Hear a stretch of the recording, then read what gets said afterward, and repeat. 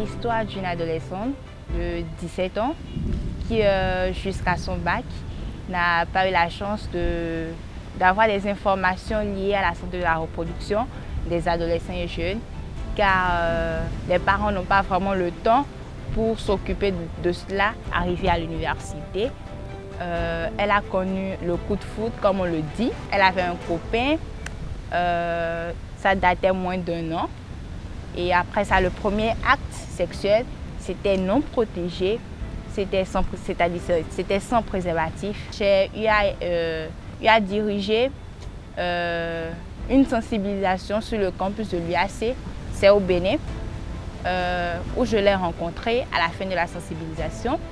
Elle s'est rapprochée de moi, puis elle m'a posé son problème, c'est-à-dire comment les trucs se sont passés, comment elle a eu le rapport non protégé. Donc, pour qu'elle se sente plus à l'aise, je l'ai donc orientée vers un service adapté. C'est un centre ami des jeunes, comme nous, on le dit au Bénin. C'est un centre ami des jeunes où elle a rencontré la prestataire. La prestataire lui a conseillé de faire le test de grossesse qu'elle a fait. Après le test de grossesse, le résultat était positif. Vous imaginez, elle était choquée. Pour résumer tout, le manque d'informations a fait que ça a eu un impact double sur elle. D'abord, elle est tombée enceinte, involontairement, une grossesse non désirée bien sûr. Et après ça, elle est séropositive, mais actuellement, elle est dépistée.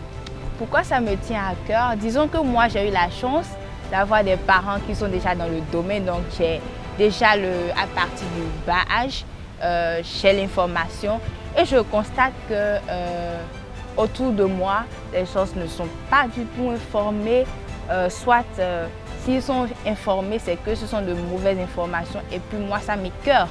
Du coup, j'ai vraiment l'envie d'aller partager.